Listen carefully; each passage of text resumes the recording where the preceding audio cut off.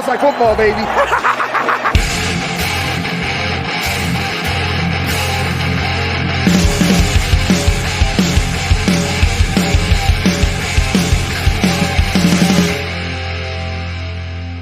What's going on, everybody? Welcome into another episode of the Fantasy Football Smackdown. I am your host for today's episode, Jake Rip. You can find me on Twitter at JakeTakesFF.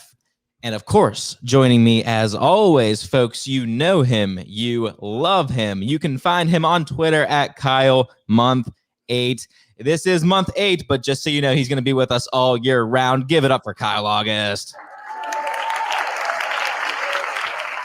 What up, Jake? How you doing, bro? Dude, excited to be here. I'm excited that we're doing this 2 episode per week thing now, not just limiting it to Monday. It really feels like the regular season is coming into full effect. I guess with that, I can make a quick transition here. If you're not already, please make sure you are subscribed to the DWZ Podcast Network. You're going to hear Kyle and I every single Tuesday here on the Fantasy Football Smackdown, and we'll be followed by Memphis and Jerry bringing you all of that good dynasty tips and tricks. They'll be helping you win this year, the year after, the year after that. And as I previously mentioned right before that, you can also come hang with us on Wednesday nights now.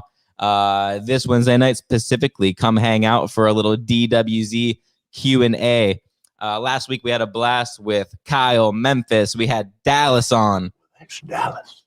And Jesse as well, from the loyal member of the DWZ Patreon, came on, gave us some awesome takes. So just an all-around great time. Kyle, what do you think? You pumped for another Q&A on Wednesday? Man, I'm looking forward to it. I will be putting out a tweet Tuesdays if you're listening to this. And hit me up on there. If you're not able to make it live, you can get your questions still on the show. If you are able to make it live, jump into the chat over on YouTube. We had a pretty good turnout last week, but always room for more. So feel free to jump on in, ask us anything, whether it's from quarterback show last week. We're obviously coming to running backs. We're going to be covering every position in depth as we can with these 32 and 32s. But if you want a little bit more info, just hit us up in the chat. But yeah, I'm looking forward to that Q&A again on Wednesday. It keeps it fresh. And it's always fun talking fantasy football, especially as we get closer and closer. A little less than a month away now. So it's getting good. Yeah, gonna be a fun time. Those Q&A shows are a little more laid back, loose, but we have a very full plate for tonight's show, and I'm just gonna get right into it because we have a bunch of stuff to go through. Last Monday night, we took our first attempt at the 32 in 32 segment, where we touched on every single quarterback situation, every single quarterback dilemma for every single NFL team. And we did every team in 60 seconds. And this week, we're going to keep the same theme going with the running back position.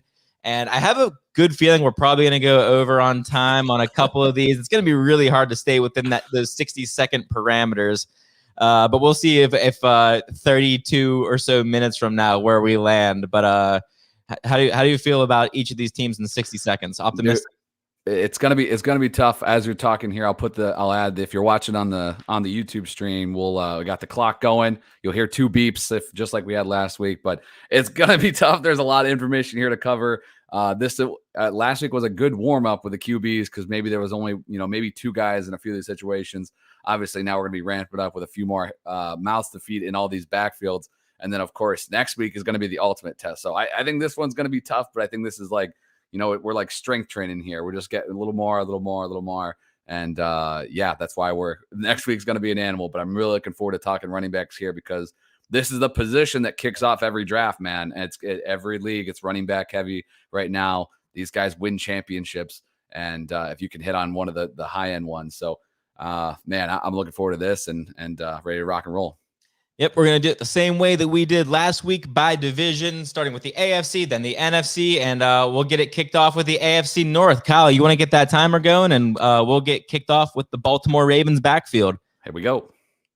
J.K. Dobbins, he's being taken right now at RB25 and Gus Edwards at RB42. Personally, I think that both of these backs are extremely undervalued at their current ADPs. Dobbins is my RB18 and Edwards my RB32.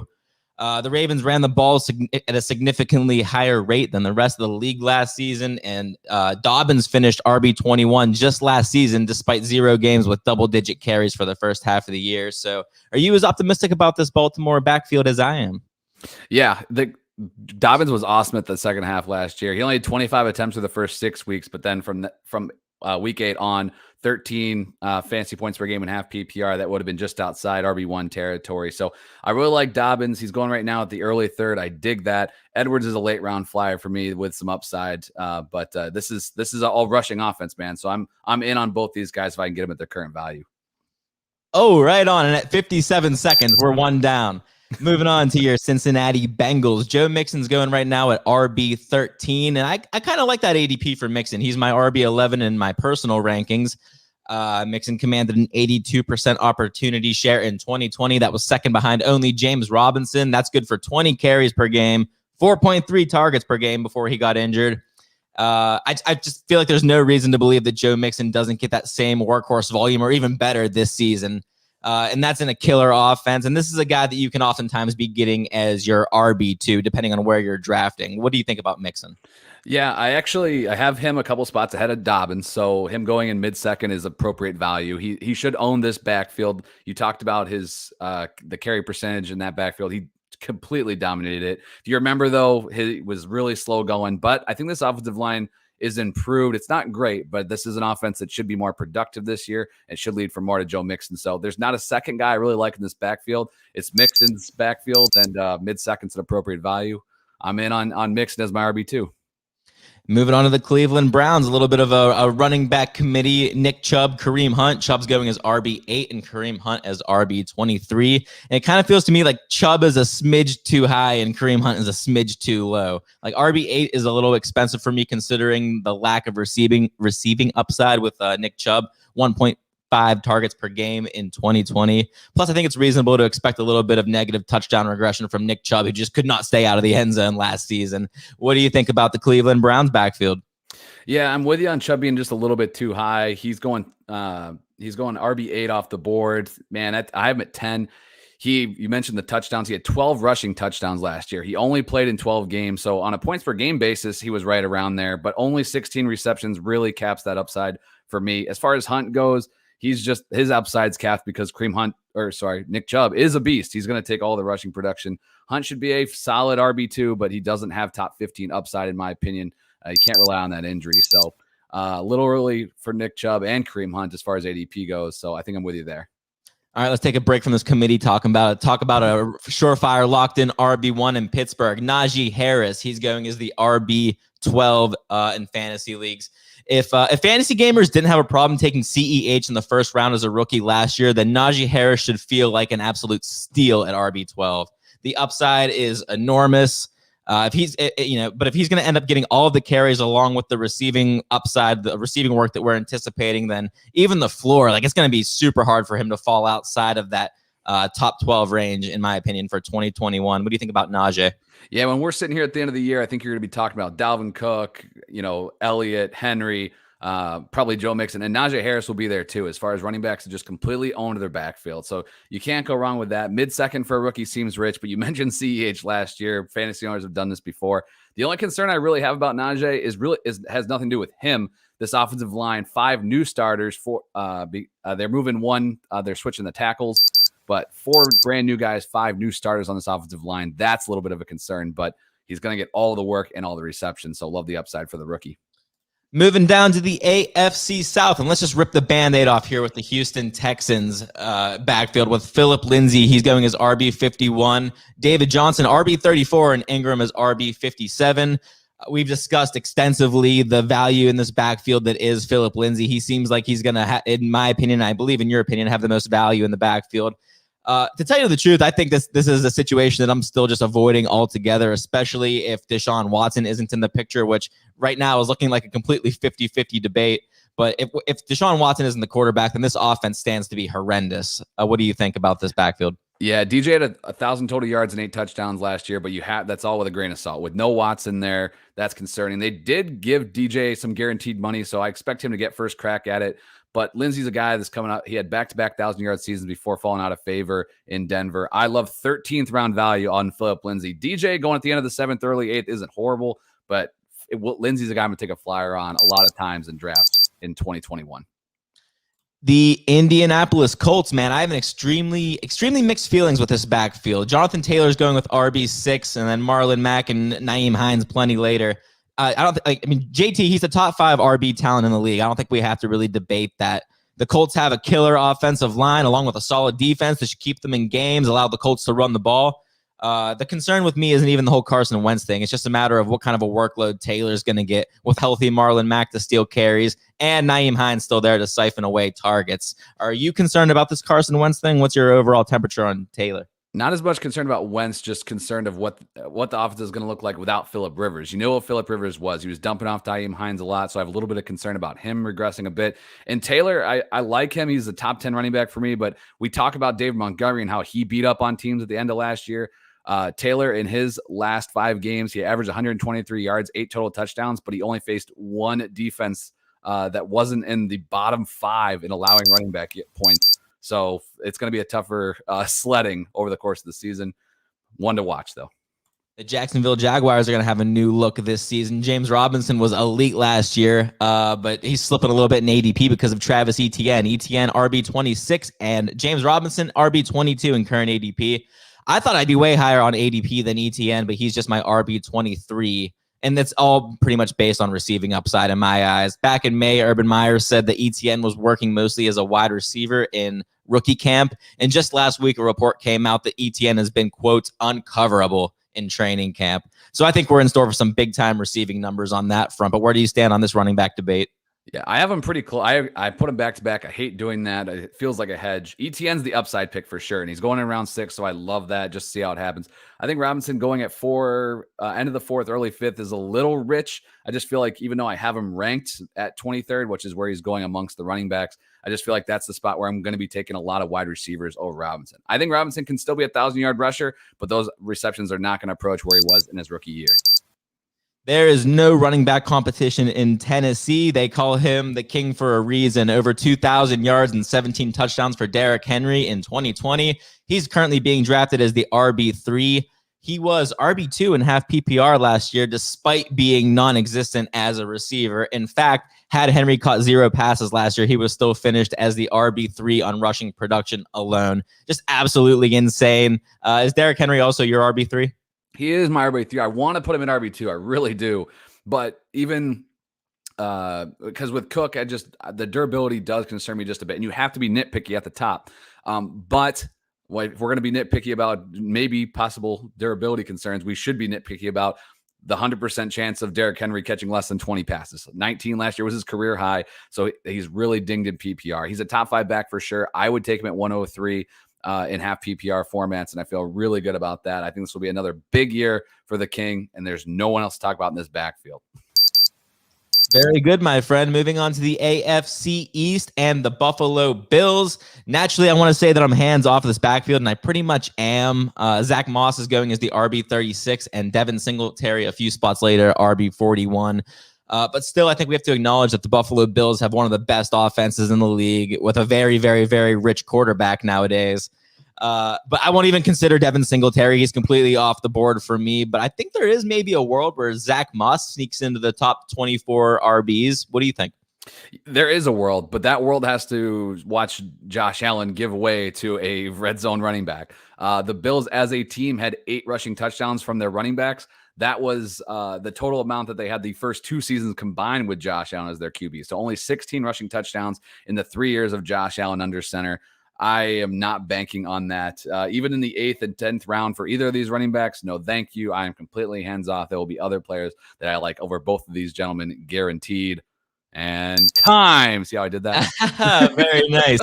Moving on to the Miami Dolphins. And they had a goofy running back situation going on last year. We saw some flashes from Salvin Ahmed, but as it stands right now, it looks like it's going to be Myles Gaskin as the sole lone guy in that backfield. He's currently going as RB21, and I have him a spot lower in my personal rankings at RB22, but I still feel like he's a value. 16 plus carries in 4 of his 7 starts before he was injured. also a solid 4.3 receptions per game last season. So that gives you a solid floor too. Where do you have Gaskin in your personal rankings? I have him right there with you with 22nd among the running backs. He was awesome last year, RB9 in points per game. Only played the 10 games, but he averaged about 100 total yards a game. The 41 receptions is nice, but it should be noted he averaged a full reception less. It's only in 4 games with Tua under center. So if those numbers dip down, he's more around 30. That's going to hurt him a bit. I don't mind where he is among the running backs, but similar to James Robinson, I just don't know about his 4th round ADP. Mid-4th right now, that's a concern. I'm probably going wide receiver, or if one of the elite top 5 to 6 tight ends is available, I'm taking them. I'm excited about this one. How about the 2021 New England Patriots? Damian Harris is going as the RB32. And you remember Sony Michel? He's going as the RB78. Undrafted. Don't even think about it. I'll tell you what, as far as Harris's ADP, the public is wrong with this one, man. Harris is RB21 in my rankings, and I'm not rolling out the possibility that he makes it to the top 20 by the end of the month. New England has one of, if not the best offensive line in the league. One of the worst passing attacks, and a defense that can keep them in games. It's pretty much the perfect recipe. And, aside from receiving work, what is there not to like with Damian Harris? That's the issue, really. He had 5 receptions in 10 games last year, and then out of those 10 games, only 4 of them with 80-plus rushing yards, which, again, that's not always a concern, except you need some sort of passing game production, and he didn't have it. He only had 2 total touchdowns. I like Harris okay, but I'm actually apparently right there with the wrong people of the world in ADP because I have him right at 31 in my rankings. I'm okay with him at the end of round 7, but I'm not going any earlier than round 7 on Harris this year.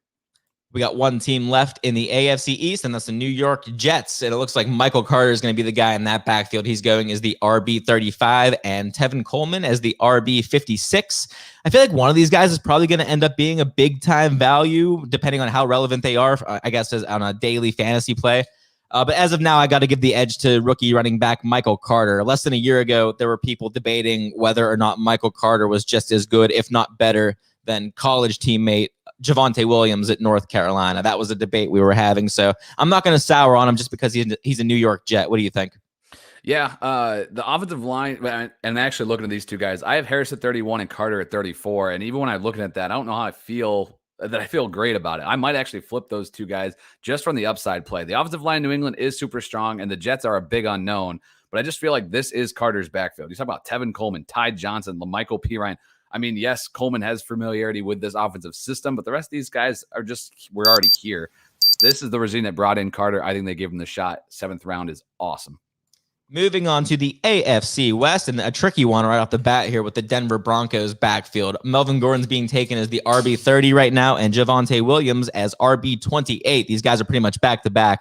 I think it's easy to prefer Javonte over Melvin Gordon, given that he's like the shiny new rookie coming into the league, and Melvin Gordon is certainly a guy who's on the back half of his career. Still, I think that it's possible that Denver comes out with a more conservative approach and lean on their veteran running back to start the season. Same thing that we saw with a few rookies last year. The Denver plays their first 3 games are against the Jaguars, the Giants, and the Jets. It's going to be 3 easy games, and I think that Melvin Gordon can off to a real good start. You got 20 seconds, my friend. Yeah, if I'm taking Melvin Gordon, it's to fill in some gaps early on in the season. I'm not counting on him for the long haul. Williams is the long con play, and in the 6th round, I'm cool with that ADP. Both mid-round picks, it's tough to sacrifice that, thinking you're only going to get half a year of production. But I think when whoever's the starter, they will be productive when they're the guy. But it's tough. It's tough going into the season knowing that you're only going to get half a year. And moving on to the Kansas City Chiefs and Clyde Edwards-Helaire, who's being drafted as the 14th running back off the board, which feels so much better to me than drafting CEH at his goofy 2020 ADP, like 108 or wherever it was. CEH is RB14 in my rankings as well, and I don't think it's too hard to make the case for a guy like CEH as RB1, or at least into that RB1 range, top 12, I should say. It's one of the best offenses in the league. I just like to see a little bit of a higher target share, I think, for CEH, considering that we all know he has that in his arsenal from LSU. I think that's what would propel him to RB1 territory. What do you think? Yeah, just the 36 receptions was definitely disappointing last year. When you were looking at his game log, he had the injury midseason. Obviously, he got off to that great start, but then he had the injury midseason and had flashes for sure of what we were looking at in round 1. But I think here, end of round 2, if you can get him end of round 2, early round 3, I think that's a great value. I'm actually a couple spots ahead of ADP. I have him as an RB12, so borderline RB1 for your team. And again, getting him there as your potential second running back, I love that for CEH. Love the value and the upside in that offense. And we're moving on to the LA Chargers and Austin Eckler, who's going as the RB10 off the board. And I have absolutely zero problems with that ADP. Austin Eckler is my RB9. Dude, the guy missed 6 games in the middle of last season. He still managed to finish 5th among running backs in receptions and 5th among running backs in receiving yards. For me, Austin Eckler is Alvin Kamara without the touchdowns. If Eckler can improve on his 1 touchdown in 10 games last season, then there is this super ceiling to be had with Eckler, I think, in 2021. What are your thoughts? Yeah, you mentioned the receptions, 5.5 receptions per game on average. That was 3rd, and that was behind CMC as well, who only played 3 games. So this dude, he's going to catch a ton of passes.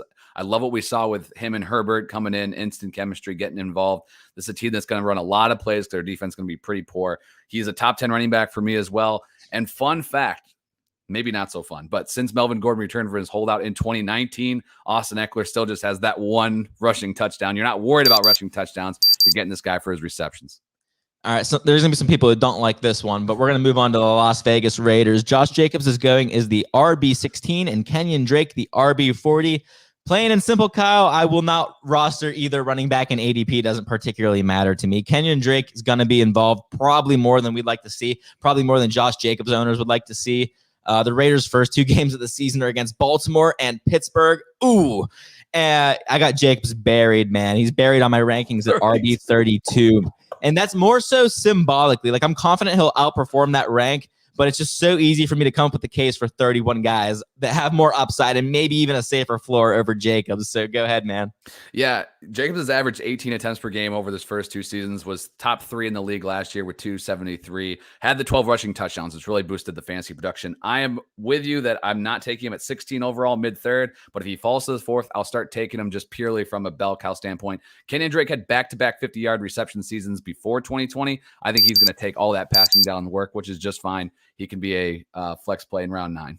From a bell cow standpoint. We'll have that conversation later. Moving on to the NFC North and the Chicago Bears. David Montgomery is going as the RB17 and Tariq Cohen the RB54. Last year, Monty was the definition of a league winner. He finished as the RB4, averaged over 16 carries per game, along with a nice receiving floor of 4.5 targets per game without Tariq Cohen for the majority of the season. So obviously the concern this year is what happens to Monty with Tariq Cohen returning to the lineup? Where do you stand on that? Yeah, right now it sounds like Cohen's not going to be ready to go. So I boosted Monty just a little bit up in my rankings. I hit 17 in ADP, like you mentioned, in the mid-3rd. As far as 3rd round, it had to be later 3rd, but I do have him inside my top 20. Him and Josh Jacobs, very similar. A lot of work, but Monty hit the reception total 54 last year, which is as much as Jacobs has in his entire career. I'm just a little bit concerned of where those receptions go. Do they stay with Montgomery? That we got him last year when the Bears didn't have a plan. If he does that, he can be top 12, but I'm not banking on it. So I'm just inside the top 20. The Lions drafted one of Damian the best. Williams. There, I threw that in there. The Lions drafted one of the best running backs in the class last year, and DeAndre Swift. He's going as the RB18 right now, and they also picked up Jamal Williams, who's going as RB45. DeAndre Swift finished as RB18 just last season with only 13 games played in his rookie year. That's also with just 1 game with double-digit carries through his first 7 games. And in that game, he ran for 116 yards and 2 touchdowns. I think that people are concerned about Jamal Williams because he's no slouch, but Swift isn't going to get less volume than he did as a rookie, man. I think he's going to tear it up this year. He is my RB15. Yeah, I'm with you. You and I would both take Swift over the Jacobs-Montgomery combo we just talked about, but ADP does not have it that way. Swift, like you said, after that early bye, after he took the training wheels off, final 9 games, he averaged 14.5 fantasy points per game. That's the RB1 numbers in half PPR. 46 receptions in 13 games is money. Yes, Williams is there, but on only 160 touches last year, Swift produced. I think he can get up to 220 and be a borderline RB1 for your team. Next up on the docket is the Green Bay Packers and Aaron Jones. He's going as the RB9 and A.J. Dillon, the RB39. Aaron Jones right now is the RB value pick of the first round. I don't even think it's debatable. I have Aaron Jones sandwiched as my RB5 in between Zeke and Kamara. He finished as RB5 last season despite missing 2 games. And I like A.J. Dillon, man. I liked him going into last year, but he's not stealing any work from Aaron Jones. Any work that A.J. Dillon is going to get, I think, is going to come at the expense of the formal expense, I should say, of Jamal Williams. What do you think? Yeah, I'm totally with you. I love your ranking of him. You have him at 5. I have him at 8, so I'm not as high as you, but I do think that taking him over somebody like Nick Chubb is a no-brainer in my opinion. 45 plus receptions each of the last 2 seasons. Obviously, monster touchdown production for Aaron Jones, coming off of 19 touchdowns, total touchdowns in 2019. Still put up 11 last year in just 14 games. This offense is going to be moving the ball. I dig Aaron Jones as a first rounder this year for sure. Last team that we have here in the NFC North is going to be the Minnesota Vikings. Dalvin Cook is going as the RB2 right after Christian McCaffrey, and he is RB2 in my rankings as well. The way I draft, man, if I'm picking in that area, I want a safe, reliable, I want super production out of a guy that I'm taking with a top 5 pick, and you're going to get that guy with Dalvin Cook. You get, with Cook, and I think I've used this reference before, I feel like you get Derrick Henry level rushing volume, and then you get a nice 4 target per game that you're not necessarily going to get with Derrick Henry. So any problems with Cook this year? The only thing, you mentioned the receptions are awesome. The only thing that might be a little bit of a concern, he had 62 more rushing attempts, even though he missed games. They played 14 both times, 2019 to 2020. Dalvin Cook had 62 more rushing attempts in 2020. If he goes back down into the 260 mark, then now you're not talking Derrick Henry rushing production, and then the receptions are just balancing that out. So I still think he's the RB2, but I think you could make an argument for a few guys over him if you wanted, but you can't argue with the touchdowns. 30 touchdowns over the last 2 seasons. That's money. And we're going to move on to the NFC South and your 2021 NFC South champions, the Atlanta Falcons. Mike Davis is being drafted as the RB24 right now, and the other guys, they're not even being thought of. Mike Davis, he's RB25 in my rankings. And I feel like he can become a real fantasy asset this year if he had like an 80% opportunity share in the Atlanta backfield, which I'm not entirely sure is going to be the case. Undrafted rookie Javian Hawkins has picked up some steam in dynasty circles, but even Quadri Allison is reportedly working as the RB2 behind Mike Davis. Deontay Foreman's in town too. What do you think of that backfield, huh? He's familiar with Arthur Smith, but for me, Davis is in the 5th round. I don't want to take him there. I know there's some upside. He was great without McCaffrey last year. He was at 61 reception pace, so he can catch the ball, which is going to be very important for a team that's going to be playing in negative game scripts for the running back. But again, this is just a fallback option if you went heavy wide receiver early or tight end early. I don't want him. If I went running back, I will probably just wait on other guys with more upside. Well, we can't skip the Carolina Panthers. So like Pat Mahomes of last week, we'll get through it real quick. Christian McCaffrey is being drafted as the RB1, and I just can't come up with a good reason to not take CMC as RB1. I tried to come up with some sort of contrarian take all offseason, some sort of devil's advocate, but there's no way to make sense of it. He's the best in the league. He's going to catch a shit ton of passes. He's going to score a shit ton of touchdowns, and he's going to get a shit ton of volume. That's what I want from my RB1. So, 1,400 rushing yards and 1,000 receiving yards in 2019, 19 total touchdowns. Tell me something I don't know about CMC. The dude was 6.8 points per game, better than the RB2 in 2019. Like, we can't forget how much better he was than every single running back in 2019. And he was the RB2 the year before. So this guy has been really solid. He was great in the 3 games he played last year. You can't be concerned about the injuries with him. I know last year was rough, but you just have to take your shot again because this dude he's just a difference maker at the position. He's Travis Kelce-esque, but at the most important position in all of fantasy. There you go. Finally got it out. Let's move on. Fair enough. The New Orleans Saints offense looks like it's going to be subpar at best this year. Alvin Kamara still is going as the RB4, and Latavius Murray is the RB46. As you know, Kyle, I was not going to touch Kamara with a 10-foot pole prior to the Michael Thomas news. RB4 still seems a bit steep to me, but given the undeniable receiving upside he's going to have without Thomas in the offense, I still got Alvin Kamara as RB6 in my rankings. Are you still in on Kamara despite the current state of the offense and the uncertainty at quarterback? I'm okay. I do have him at 5. But it's just when you're talking about tiers wise, like if I knew James was going to be a starter and Taysom Hill went on vacation for 16 weeks, then I'd for sure feel like he could be RB2 and I just plant him there in cement. But now I think he's right in this group where you can make arguments between Henry and Cook and Zeke and Taylor and Barkley. 4 straight years, 80 plus receptions. Does that happen again? The points per game, while small sample, were crazy. With Breeze, 25.8. With Taysom Hill, 12.9. That's scary as hell. That's low end RB1 production, high end RB2 production. I'm scared, but I'll take the shot. The last team in the NFC South, ladies and gentlemen, your Super Bowl champion, Tampa Bay Buccaneers. Ronald Jones is going as the RB31, and just behind him, Leonard Fournette at RB33. It looks like neither of these guys has really separated themselves from last season. But I'd need a little more than a minute if I was going to make the case for Leonard Fournette for 2021. So maybe I'll skip him altogether. But I still feel like one of these two backs, even from this perspective, if one of these two backs was to go down at any point in the season, the other guy is going to have ridiculous upside as the potential workhorse for that Tampa Bay offense. Do you like either guy at their current ADP? I guess it's kind of the same ADP. No, not really. I prefer Fournette.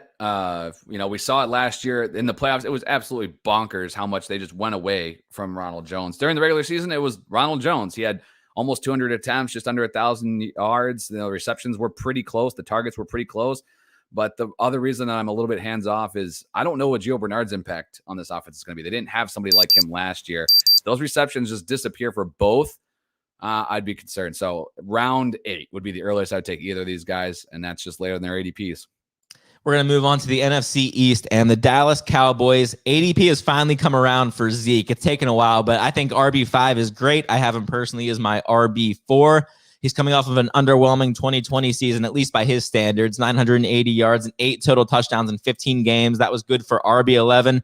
I'll give you the rest of the 40 seconds, Kyle. What do you think about Zeke and your Cowboys? Yeah, I'm disappointed that ADP and everybody is starting to get caught back up on Zeke. I was going to take him in the first round in every draft, no matter where, because I knew I could get him later. A few months back, this guy was going in the back half of the first round. Now he's going in the front 6. You cannot understate how much this offense was hurt by not only Dak Prescott, but the entire offensive line was completely trashed. They're all back. They're all healthy. They're all practicing early in camp. I love that. 3 straight years of 50-plus receptions for Zeke. That makes him a difference maker at the position.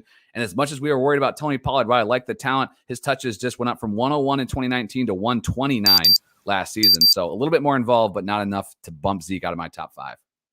Here's a running back situation that's surprisingly polarizing. The New York Giants and Saquon Barkley. He's going as the RB7 nowadays. And the thought of workload management, I suppose, gives me pause when I'm staring down Saquon's name in the first round. Like, I see him getting work in training camp right now, but every timeline I see, and I hear he's getting cleared soon, but everything seems so close to me to the start of the regular season that it's worrisome to me.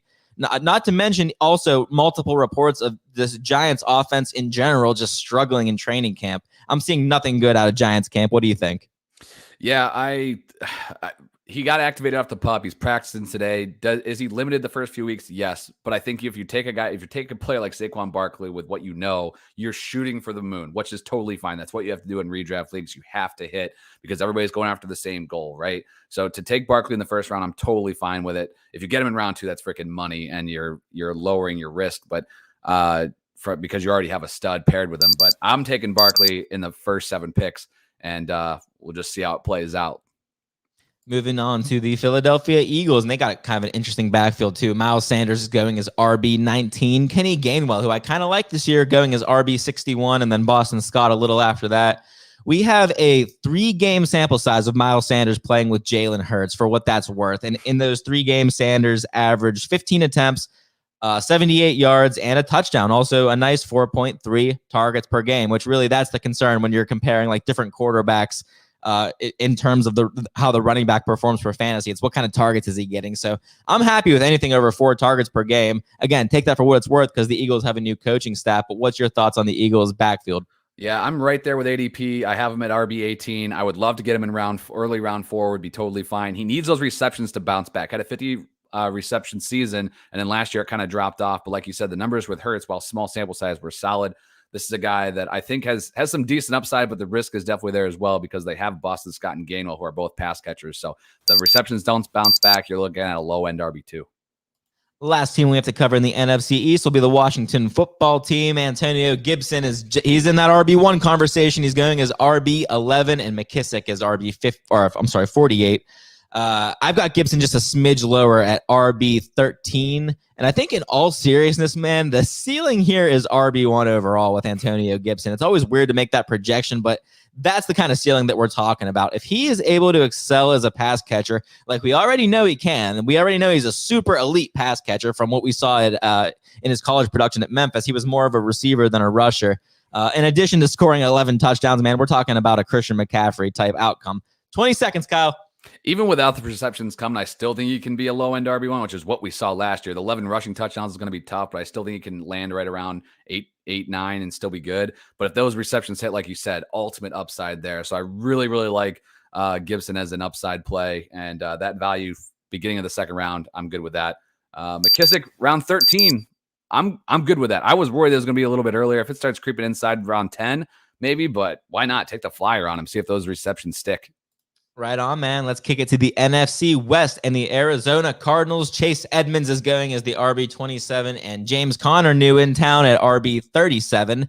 And for me, this feels like Chase Edmonds kind of being drafted at his floor. I have a really hard time picturing him finishing worse than RB27, especially if he has the majority of this backfield, even if it's by a smidge. I don't think that James Conner has much of a fantasy impact this year at all, barring injury. And Edmonds, man, he's shined in the past when he's had a full workload. What do you think? I hope it's Edmonds. I think he has a lot of upside. He loved the 53 receptions last year, but we definitely saw Arizona utilize a goal line back. Kenyon Drake had 10 rushing touchdowns. That's big. So I think I'm a little concerned that Connor's going to get those touches. And if Edmonds doesn't get the red zone work, then he is going to be kept. Do I think he can finish exactly where you said? Yeah, I think that's the floor. But the upside is all dependent on who gets the red zone looks, and unfortunately, we just won't know that. So it's a risk. But I lost track. 6th round, I'm okay taking that risk there. I like that value better than some of the 5th round guys we talked about earlier. I really like this one we're about to talk about, the LA Rams backfield. It was going to be Cam Akers. He's down. He's done for the year. Now it's going to be Daryl Henderson at RB25 in current ADP. And I imagine that ADP is only going to continue to rise at an extremely steep pace. A month ago, we were drafting the Rams starting running back being Cam Akers as the RB9 or so. And I don't think that Henderson is nearly the caliber of a player that Akers is, but there's major value in being the quote-unquote workhorse running back in an offense that looks like it's going to be super electric in 2021. What do you think? Yeah, the Rams and McVay continue to run the ball. Even without Todd Gurley last year, their committee put up double-digit touchdowns. I think that Henderson is looking at the floor of 8 touchdowns in this offense. So do they maybe go a little bit more pass-heavy than they would have if they had Cam Akers? Potentially. But and we don't really have an accurate ADP yet on Henderson. If you can get him in the as late as round 3, I freaking love that. I don't mind taking a shot in late round 2 if you're sitting there in need of a running back. Moving on to the San Francisco 49ers. This one's kind of tricky to get a read on because they have an iffy quarterback situation and an iffy running back situation. Raheem Mostert's going as the RB29 right now, and Sermon as the RB38. One of these guys is going to end up being a hell of a steal, man, and I have a feeling it's going to be Trey Sermon. Just like the Tampa Bay backfield, though, I feel like an injury to either San Francisco running back would propel the healthy running back into RB1 territory instantly. Mostert missed half of the 2020 season with ankle injuries. He's 29 this year. I mean, it's just really easy for me to see a path for Trey Sermon to emerge in this offense. What are your thoughts? Yeah, I love the value on Sermon right now. He's going in the back end of the 8th round. I think that'll creep up just a bit. I think both these guys, whoever the starter is going to be really, really solid. But Mostert going in the mid-6th is just a little too rich. I love Sermon's value. And, we haven't seen a ton of receptions for these guys. But the reason I like this situation better than the Tampa Bay one is just because I think it's down to 2. There is no Gio Bernard hanging around in this San Francisco offense. So give me all of the Trey Sermon. All right, let's wrap this bad boy up with the Seattle Seahawks, and that means we're going to wrap it up with Chris Carson once again. He's going as the RB20. Chris Carson, man, he feels like he's a value in fantasy drafts every single season. He was the RB11 on a points per game basis last season. And he finished as RB11 in total points the year prior. He is currently RB17 in my rankings. It's just hard to get him any higher than that. He's just not a guy that I see with a super ceiling, but the floor is there for for Chris Carson. What do you think? Yeah, you and I are very much on the same page. We both have him ranked at number 17 overall. I had the points per game stat as well. The last 3 years, RB13, RB12, RB11 in 2020. That is money. 37 receptions in 2019 was solid. He matched the reception total in 2020 in just 12 games. So I think you could be looking at 40-plus receptions for Chris Carson, and this dude is a steal value at the end of round 3. I love it. The upside might be a tad bit capped, but I think this is a guy that's going to be the workhorse back for the Seattle Seahawks this year and outperform that ADP once again. Who did it? We've done it once again, my friend. Conquered the quarterback position, and now moving one step up, we have conquered the running backs. Level 3 is still to come next week when we attack the wide receivers. That'll be a whole nother animal. We have to do like 70 seconds or something on that one, get a little cushion. But, I only have a 60-second video, so I don't know what the hell we're gonna do. We'll figure it out. Maybe I'll be a little bit more liberal on the trigger before I hit that go button each time around. But we'll see. That I felt that was a good rhythm, man. Good work. That was good. Good leading that. Good work yourself. It didn't feel like we were rushing too much. Stuttered on the words a little bit. There was a couple times where I wasn't gonna say that, but I struggled a couple times too. But we got through it pretty painlessly. But I'm still excited about these last few tidbits that we have at the end of the show here. We'll do the same thing that we did last week. We kind of had a couple of like mini subcategories where we could elaborate on some of the guys that we only had 60 seconds to talk about leading up. So I'm going to let you get us started, Kyle, and let me know who a running back is that's currently going inside the top 24 in ADP. But you are hands off. Someone in the top 24 that Kyle August is avoiding. He's not going to be on any of your rosters. Yeah, and this is a guy that I had in a bunch of dynasty leagues last year, and he was great down the stretch and helped me win some championships. But when you're talking redraft and you're talking the price you have to pay on draft day, for me, there is a serious tier break at RB20. So that means that RB21 is somebody that I'm probably not going to have too often. And right now, that man is Myles Gaskin. He's going in the mid-4th, RB21 off the board, and mentioned it earlier, like on a points per game base, he was freaking phenomenal. 41 receptions is really solid, but he's going one spot in ADP below the guy that we just talked about, Chris Carson. Those guys are in a completely different tier for me. And Gaskin kind of kicks off this run in ADP that goes Gaskin, Hunt, James Robinson, Mike Davis, Henderson will jump up, ETN, Chase Edmonds, Javonte Williams. All of those guys have at least the same or more upside than Myles Gaskin, in my opinion. And you're talking about at least a round or two different. You can get Chase Edmonds in round 6, Javonte Williams in round 6. For me, Gaskin is just somebody at that point. Most of my teams are probably going to have at least 2 running backs in the first 4 rounds, maybe 3. But even if I'm sitting there with just 2, I'm probably not taking Myles Gaskin. The receivers that will be there are guys that I'm going to target. I'm looking at UT Higgins. You will be on all my teams this year. But Gaskin is just a guy that's just a little bit too rich. If he starts sliding down just a bit, I can get him in maybe around 5. Like, again, I do have him ranked over most of those guys I mentioned, but they're all in that same tier. So for me, I'm not going to be the guy that I'm not going to take the first guy in that tier. I'm going to wait just a bit and take guys like, ETN or Williams or Edmonds or even Trey Sermon, who's going way later, who I think has just as much upside as Myles Gaskin. We waited all year, all offseason for Miami to address the position, and they didn't. Maybe that should tell us something, but on draft day price, I'm not taking a round 4 Myles Gaskin. Maybe that just goes to tell you that they're super confident in Salvin Ahmed. Is he still around? That dude's free, so you can go. I picked him up in dynasty leagues just these last few weeks. Like, he got cut in a few spots. I was amazed. I don't mind taking the shot on Ahmed or even Malcolm Brown they brought in this offseason. Yeah. I know that's a name that we all hated last year. We're like, get the hell out of the way. Cam Akers, Daryl Henderson, give me those guys. And the Rams were like, no, this is Malcolm Brown, and he's in your life. That could happen again in Miami. So you can grab those guys if you want super late if you don't believe in Gaskin. I do believe in Gaskin to hold the job, but again, I'd be dancing in the streets if I was talking, 6th round Myles Gaskin, 4th round Myles Gaskin. No, thank you. Yeah, I'll tell you what, I'm looking at his game log here from last year, and there's a couple games like you love to see 22 attempts, 18 attempts, 18 attempts, 16 attempts. Like that's balling. But I do have a hard time picturing that, especially after what I thought Salvin Ahmed had. He was good last year. He put together some solid games, and with Malcolm Brown coming into the offense, maybe just the vulture of all vultures at this point. I was going to say the other thing too, like to consider is like, we all love to shit on Will Fuller. He's going to miss one game, but like that's a legit weapon they brought in. They paid him a decent amount of money on a 1-year contract, especially when you look at what some of the other receivers got in free agency. They took a high draft pick on Jalen Waddle. They've been building around Tua with a really solid offensive line. This team could be throwing the ball a lot more this year than they did last year when all they had was literally no one. Every receiver was injured on that team. So, it's not going to be the same situation that we saw in 2020. All right, Kyle. Well, I'm going to give you a running back inside the top 24 that I'm avoiding. You have any guesses? I'll give you one really good educated guess if you want to take it. I'm going to go with who is Josh Jacobs? Yes. I don't have a button for ding, ding, ding, but that is the correct answer.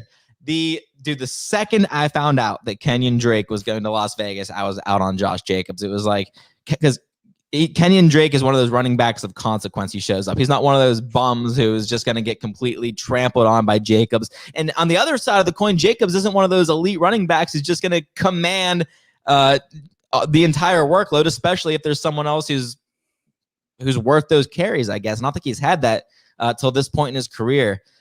Jacobs finishes the RB8 last season, which is fantastic, right? As the team's workhorse back last season. You even referenced it before. He averaged 18.2 attempts per game. And you'd think that with that 18 carries per game that Jacobs would have rock star numbers, but that's just not the case. 70 rush yards per game, along with 3 targets per game in the receiving department. It's not bad, but it's not great. Jacobs was an RB1 last season, man, because he scored 12 touchdowns. He fell into the end zone a ton, and I think that that's all he has, and he needs to lean on that again if he's going to put up an RB1 season. And I don't know how likely that is with Kenyon Drake in the picture. So if we're assuming touchdown regression this season, which I am, along with potential for Kenyon Drake to vulture carries, which I'm assuming, even red zone carries, maybe, I just can't draft Josh Jacobs this year, especially considering that nasty schedule start that I mentioned earlier. The first 2 games against the Pittsburgh Steelers and Baltimore Ravens. So right off the bat, he's going to get crushed twice. You're going to want to trade him. No one's going to want to trade for him, or you're going to get poor trade value in return for him. It's just an all-around terrible situation. I would rather someone else draft Josh Jacobs and let me play him in week 1 against whoever that is, Baltimore or Pittsburgh, vice versa. I'll play against you, but I don't want him on my team, and I don't want to have to make that decision of, do I have to seriously bench Josh Jacobs in week 1? It's just going to be an all-around headache. Again, he's going as RB16. In my rankings, he's RB32. I'm not going to say he's going to finish 32nd among running backs in points. Again, mostly symbolic. Maybe I'll bump him up a little bit, but that's just to show that regardless of ADP, he would have to sink so ridiculously far for me to take a shot. Even like you said, Kyle, where if Jacobs drops into whatever round you mentioned, like you almost feel obligated to take him. But do you? Like, because the wide receivers that are going in that space are going to have huge upside. Even after where Josh Jacobs is going, some of the rookie running backs that are going in that range that are going to have huge upside. Why not take a shot on one of those guys instead of Josh Jacobs, who, if he doesn't score more than 7 touchdowns, is a huge bust? That's all I got on Josh Jacobs. There's definitely concerns, and I'm not a Kenyon Drake fan, but when they brought him in, he's not there to take a ton of carries, in my opinion, but he's a dude, like I said, who has 2 50-yard reception seasons under his belt. We've seen this offense want to utilize a passing downs back. And when you're looking at Josh Jacobs, the carries are unbelievable. We would all kill for running backs get 18 carries per game. And that's not an overall over the last 8 weeks of last season. Josh Jacobs, no, that's over the last 2 freaking years. Jacobs has been handed the ball and been producing on the ground. But when you're not involved in the passing game, when you're and to the level that Josh Jacobs has just been kicked to the curb, with guys like Jalen Richard stealing looks from him, when they bring in Kenyon Drake, they did that with a purpose. Jacobs is not going to be all of a sudden catching 40 passes, what you need from your running back if you're taking him in round 3, in my opinion. So for him going 16 overall is just crazy. Him and Montgomery are 2 guys that are very similar. They came in the same year. The numbers are pretty close as far as, attempts. We saw Montgomery with the catches last year. But when you're looking at a guy like DeAndre Swift, who's going in the same round, but a few spots later, I don't know how you pull that trigger. Even Chris Carson for me is a guy that's extremely safe, and isn't overly involved in the passing game, but is still 37 receptions. That's what he's at 74 receptions over the last 2 seasons. Josh Jacobs has 54 over those last 2 seasons. So, I mean, he's just a guy that I'm not going to be taking him in round 3. I have him ranked at 20th. I'm with you that the ADP is way too high. I'm not sure I'm completely burying him in the backyard, but I do like the call. I like the conviction. Shut up, Kyle. All right, Kyle. Peter Griffin dropping in from the top rope. Jeez, relax, Peter. All right, Kyle, you gave me a running back inside the top 24 that you're avoiding. How about a running back being selected outside the top 24 that you think could finish in the top 12? So there's a cheat answer to this, which I won't use, but currently, because he's going running back 25 off the board at the end of the 5th, is Daryl Henderson. Now, I thought about it too. If for some reason you're in now, and this could happen, I've talked about this before. I don't think 5th round, but if you're drafting right now and you're in draft rooms on Yahoo or ESPN or whatever, and people are stuck with what's in front of their face, if Daryl Henderson's not sitting up there, he could get forgotten. So, maybe that ADP does hold true. If for some reason he was going outside the top 24, he's the clear and obvious choice. Jake touched on it. I definitely agree with him. But I went a little bit deeper, and I talked about a guy. We talked about him earlier, obviously. We touched on every freaking name. I don't even know why I wasted my breath saying that. RB 37, dude, end of the 8th round. I think Trey Sermon has, you could argue, the most upside of any running back in that range. And we're talking just outside the top 24. I'll go outside the top 35 and take Trey Sermon. There's a lot of guys that I do like over him. There's guys that I think are much safer than he is. But I think if we're sitting here at the end of the season, there's a couple names that are very similar to that. But I think if you're talking about a great offense that we've seen produce tons of running back volume, the problem is it's just been spread across all of these running backs. And with Jeff Wilson going down, that opens the door, I think, for it to be a 2-headed backfield. And you're talking about Raheem Mostert being his only competition. And while he's good when he's on the field, he's just not been healthy. I think Sermon's going to get some chances this year. And if he gets 12 games as the running back in San Francisco, he can finish top 12 at the position. I think there's going to be a ton of production there for him. So I'll go with Trey Sermon. Right on, man. Love me some Trey Sermon. Love me some Daryl Henderson, too. I have a feeling that that's not going to be the last time we talk about him tonight. Let me give you a running back being selected outside the top 24 that I think can finish in the top 12. And this is a second-place candidate for my guy. Currently being selected as the RB 32, and I'm telling you, he can finish as in the top 12. Man, Damian Harris. Harris. I mentioned before, I have him currently ranked as my RB 21, and not throwing out that I could rank him even higher as the offseason goes along. But New England ran the ball on 51% of their offensive snaps last season. That was second to only Baltimore, who ran the ball like a ridiculous 55% or something. And given the fact that their wide receiver room still looks, subpar at best, I think it's reasonable to once again expect the Patriots to keep the ball on the ground this year. For Damian Harris to sneak into RB1 territory without any receiving production, because he doesn't have any. I think we spoke to that earlier. The guy's going to have to hit double-digit touchdowns this season, which honestly is totally in the cards, I think, for him this year. He's going to get every single goal line carry, in my opinion. Sony Michel is toast. He's a complete afterthought in fantasy football. And I think the best way for me to make the case for Damian Harris to finish as an RB1, as a top 12 running back this year, is to just once again reference Josh Jacobs. Look at his game log from last season and then picture something extremely similar for Damian Harris this year. Solid enough rushing production, but in that increase in touchdowns, that's all you need to get into that top 12. He doesn't need the receiving work a la Josh Jacobs.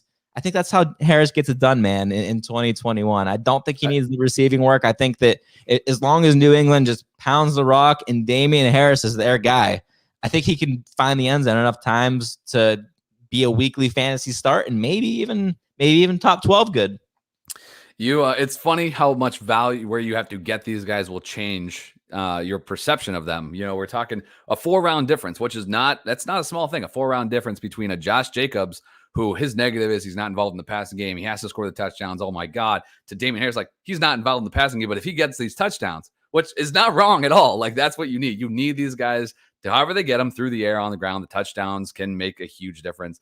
I like the call on Damian Harris. And here's the thing. I would have Damian Harris, or I would have Josh Jacobs in front of Damian Harris if Kenyon Drake went to New England. Like that's huge for me. I'm not saying Kenyon Drake's going to have this amazing big season, but just the fact that like Damian Harris has just zero competition. I mean, he's going to lose receiving work to James White that he wasn't going to even get otherwise, but man. And he has a huge opportunity ahead for Damian Harris. I think if it all comes together and it clicks for him this year, multiple 100-yard games, no receiving work, but again, you can't bank on touchdowns, but his current ADP, there's no risk. Yeah. And if we can Tokyo Drift, slam that E-break and keep that ADP right in the 7th round, I'm good. I'm going to own a lot of Damian Harris. He just keeps creeping up, and that's the thing I'm afraid of. So if you're listening to this, not a week or two later and he's sitting there in round 6, that's that we're reaching the spot where there's so many better names. But when you're looking at the running backs around him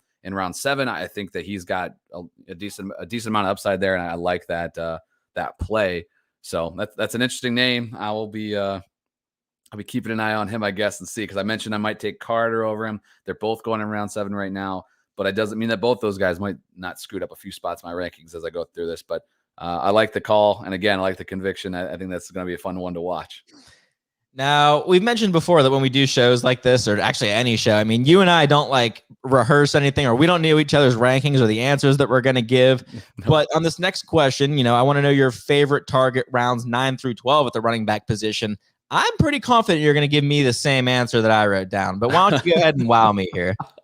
I actually don't think we're gonna have the same answer, because you mentioned earlier that you don't like this guy. Then that would be shocking. But yeah, let's see what we got. It was the parameters we put in here was round 9 through 12. This guy is barely. He's going at the beginning of the 9th round, and depending. And if you ever looked at Fantasy Pros ADP, sometimes it can get funky because the by position ranking sometimes doesn't really make sense to the overall ranking, just because of where these players are going amongst others in the overall numbers. But a guy that I'm going to target if he keeps falling, because he has been falling, is James Conner. I don't think that he has that huge upside. And if Trey Sermon was a few picks later, he would be my answer here once again. But I think you're talking about a team that showed last year they committed to one guy as far as at the goal line. If I'm talking about a round 9 pick on a guy that could fall into 10 rushing touchdowns, I don't mind that, and Conner has shown that he's not just a one-trick pony. He can be involved in the receiving game as well if needed. So as much as I do like Chase Edmonds and where he's going right now is what I wanted to double check this. I lost him. Chase Edmonds. Was it around 7? I'm good with that. Around 6. So I'm fine with either Arizona Cardinals running back, but round 9, James Conner, almost a 3-round difference. I've been targeting him a lot and just seeing if I scratched off the right lotto ticket in Arizona. I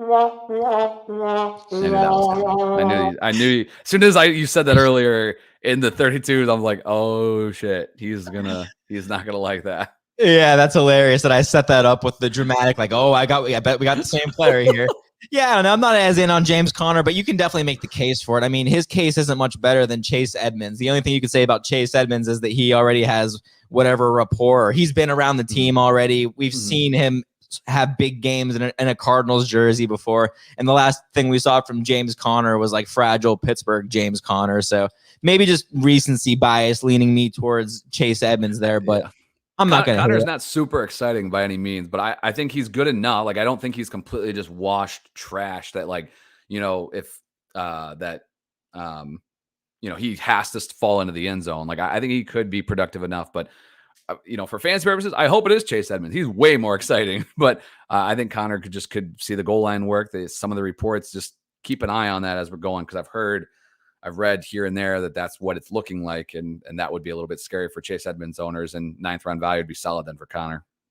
So James Conner is going RB 38, correct?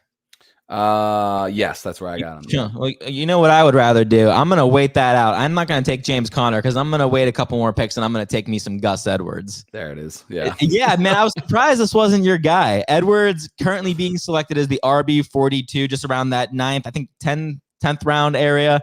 I love me some J.K. Dobbins. I think I had him as my RB3 in that 2020 rookie class, but given each of those two Baltimore running backs' current ADP, Dobbins going 85 picks earlier, it kind of makes all the sense in the world to pass on Dobbins and just take Edwards rounds later.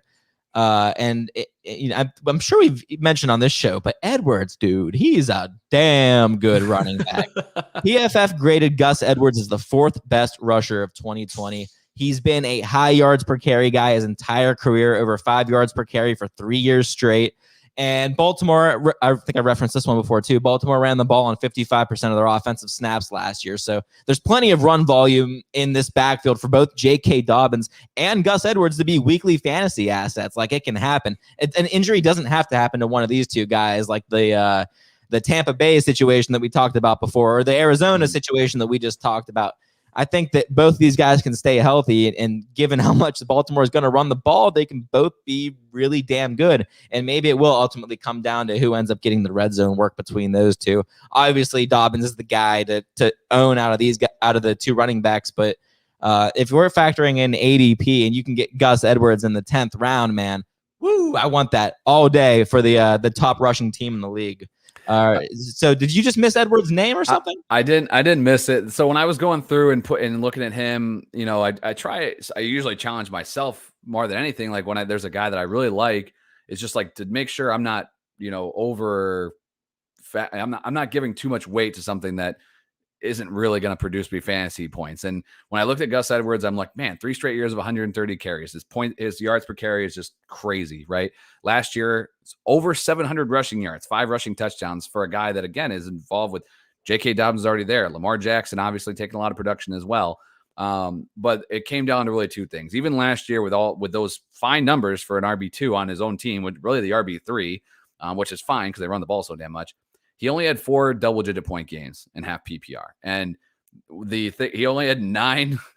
He only had 9 catches. Like they just don't throw the ball to the running back. They won't throw the ball to the running back, and for me, that's just a little bit concerning. Like if he was a guy that just could add a couple catches, then 140 attempts over the course of the season is enough. But it's just I still like him in round 10. But I'm just a little bit concerned that upside is just a little bit capped. Like I would feel better about, even though it's a round earlier, I'd feel better about, hey, let's take the shot on Connor because he could be the guy at the red zone versus Edwards has to fight through 2 guys if everybody stays healthy. But I still like the round 10 value. I'm going to own him on a bunch of squads. He's just not my favorite, I guess, of this parameter we put in. All right, Kyle, we're going strong here. We're at an hour already. I don't even care. Give me a favorite late round target. We're talking round 13 and beyond for the running back position. I had to scratch and claw for an answer here, and I still don't like my answer. What do you got? The easy one, again, if I want to take the easy way out, but I think he might bump up a little bit, but he's going mid 13th round, 50th off the board, the position, Phillip Lindsay. I think he is just as talented as David Johnson at this point of his career. We've seen him put up solid production. As much as like people kind of think of him as a pass catcher, he's not a huge pass catcher. And the fact that is a strength of David Johnson's game is a little bit tough then to overcome because it's a team that's going to be playing from behind a ton. But I went even deeper than that. The guy that I'm going to end up probably on the back end of all my rosters and just see how this thing plays out. And we got the preseason ahead of us. We have more reports coming out, but I'm going to Atlanta and I'm just going to throw the dart. Maybe I'm blindfolded, but I'll throw the dart on Javian Hawkins. I think that this is an offense that, again, the game script's going to be negative. Yes, Mike Davis can catch balls, but what is this team doing? What do you need to evaluate of Mike Davis? The Falcons will be out of it by week 3. Why not give this kid a shot and see if he can end up being your RB2 going forward? So this is a team where there was a plenty of rushing production, but this year I think even they're going to have to throw the ball even more. And Hawkins could, factor in to be a playmaker, right? As opposed to just the plotters they've had there, I guess over the last season really, and what they have in Mike Davis, so I think Hawkins could overcome that. And he's a guy that is borderline undrafted right now. So I'll go with Hawkins. Yeah, Hawkins is an interesting one, and in a backfield where, like you said, Mike Davis being the alpha running back, like not very hard to overcome that obstacle. Interesting though, like the 2 different body types. Like Javian Hawkins is like 180 pounds or something. Like the dude is tiny. But I think at Louisville he ran for like 1,500 to 1,600 yards. I mean, the guy can play. Like if anyone else went to Atlanta behind Davis. Like, I'd feel much better about them. And like, Hawkins was he a 6th-round pick or was he undrafted? He was undrafted, right? Undrafted. Like, the dude, he doesn't carry a lot. That's why he's going so late. But like, I don't know if you even like who's somebody on this list? Like, I don't Jamal Williams. Like, if he was in Atlanta, I'd like him a hell of a lot more than Javian Hawkins, and I'd like him more than where he is in Detroit, just because I think there's a clearer path to playing time there. Hawkins is just the guy that's been standing. He's been standing out in reports. So for right now, if he's going to go borderline undrafted, I'll take that shot, and he can be my first cut after week 2 or whatever. You mentioned Tariq Cohen's going to miss some time. Just how much exactly? They said he was a few weeks away from doing anything. So we'll see if that bleeds into the season or not. This is the same organization that said that about Dave Montgomery last year. Montgomery didn't miss any time, started the season, had a fantastic year. But as of right now, he's a little bit banged up, still in the pup as of early August. So that's the reports as of now. But you guys can do the old Twitterverse search for a little bit more updates. But that's what I've been hearing. Well, here's what we're going to do, folks. Assuming full health, I like Tariq Cohen, who's going as RB54, around 13 plus. I will not sit here and pound the table for Tariq Cohen, but I feel like, again, if he's healthy, the dude deserves to be drafted. Just 3 games played last season before he got placed on injured reserve. The 2 seasons prior, he's a guy who was seeing right around 100 targets and 70 plus receptions per season. You don't have a ton of receiving upside with Tariq Cohen. I mean, that's going to be all David Montgomery in Chicago, but I think the case can be made, especially in PPR, to at least roster Tariq Cohen again, if healthy, and maybe see what kind of work he gets with Andy Dalton / Justin Fields under center. See what kind of tendency either one of those guys might end up having. There's a lack of receiver talent in Chicago. I think that's been kind of obvious once you get past Allen Robinson. Darnell Mooney is going to have some nice games. He's had some nice games, but the next guy up after that's been Anthony Miller, who is now a Houston Texan. So, I think that with Anthony Miller going to Houston, that opens up a little bit of the passing game, some passing potential, receiving potential for Tariq Cohen, maybe to get a larger role in the passing game. But again, just sort of throwing shit at the wall because I didn't even know Tariq Cohen was hurt before today. He is on the pup list, and I'm pretty sure, I'll just clarify this so no one attacks Jake on Twitter at JakeTakesFF. He said there was not a lot of production in the passing game available for Cohen. I'm sure he meant the rushing game because he's talking about. I did. Wow, that is so nice for you. After all these months, you would have my back. I've gone back and listened to many episodes of the Smackdown where I'll be talking about Aaron Rodgers and I'd be like, he's probably like a top 10 RB this year. And then I just keep going and be like, damn it, Kyle, why didn't you say anything? Sometimes you just got to let that go. The people know. Our listeners are smart. They can figure it out. But if Cohen is back off the pup before the season starts and he's forgotten, he's right now going in the 15th round. I mean, you take your shot on that and just see how it works out. Yes, Damian Williams is there now, so they're a little bit more prepared than they have been in previous seasons. But I don't mind taking the shot on Cohen. You're going to know quick, if he's ready to go. The receiving weapons are definitely lacking. Cole Kmet's getting a little bit of hype right now. Who cares? They don't really have a wide receiver 2 that scares me. And even if Moody can't step into that role, I think you're looking at 70 plus targets for Tariq Cohen easily as a floor. But tons of receptions available on that team if he's ready week 1. All right, let's put a bow on this thing, man. Give me your flag player. You're my guy, the guy that's going to be wearing the Kyle August month 8 stamp all year long. It's forever and always Ezekiel Elliott, but the guy that I'm super excited to get, especially his current price. But I think people are, and people do this all the time. There's a couple names you can apply this to, but I got burned last year, so F that dude. I'm not having him on my squad. And that I play into that all the time. I'm going to, and we'll see where Joe Mixon ends up and everything. And he's a guy that people are going to do that with. And actually he's going in the mid-second. I'm going to take the guy that's going right behind him in ADP as my guy. I'm going with Clyde Edwards-Helaire. I think this is a dude that has extreme upside in that offense. We saw some ups and downs from him last year. I think he gets it all put together. And he is my RB12 right now. I've been debating whether to bump him up even a couple more spots. I think this guy's got, really nice upside in 2021, and the value is freaking unbelievable. But regardless, even if he creeps up into the mid-second, this is a guy that I'm still going to target. I'm still going to take, and I think he can put up a top 10 season. I like it, man. I like it. I referenced before who my flag player might just be or who we might talk about. And it's going to be Daryl Henderson. He's going right now at RB25. Again, a little bit of a wonky ADP for where I expect him to be a couple weeks from now. But especially at that ADP and even a little bit beyond that, I'm willing to reach a little bit for Daryl Henderson. Sean McVay saying that there's no chance of Henderson seeing the field during preseason is telling to me in terms of what their intentions are with Daryl Henderson this season. He's going to be the guy for the Rams without Cam Akers. Henderson, he stands to see massive volume in an offense that just might be one of the most high scoring offenses in the league with Matthew Stafford under center as opposed to Jared Goff. Jared Goff in this offense was throwing for 4,500 yards, man. I'm telling you, like I'll be the least surprised person in the room when Stafford goes out there and has a 5,000 yard season. But this entire offense is going to be buzzing. And I think it's going to be great for Daryl Henderson. He had 114 rushing yards and a touchdown in his lone game with 20 carries last season. I don't think that Henderson is any sort of superior running back talent, man, but the situation is undeniable, and he's ridiculously priced right now. He's going, again, at this RB25 ADP. That's the end of the 5th round. I'll take him at the early 5th, end of the 4th. No problem with that. What do you think? Yeah, I think if I had to judge it right now, I bet you he probably ends up still behind Carson, who's going at the late 3rd. So I think he's probably going to end. I think he'll end up earlier than that in some drafts for sure, because people are going to see that upside that you see. I'd have no problem taking him around 3. But if you're sitting there, if he's right with Carson, who's going at 310, he's sitting there on the board, I don't think you can. It's funny if he actually is paired with Carson. Like when I think of Chris Carson, I'm like, this dude's going to finish top 15, and he won't finish, inside of like the top 10. Like I don't think that's on the table for him. But I feel real safe about that. Henderson, I think that the where he could end up is much of a wider.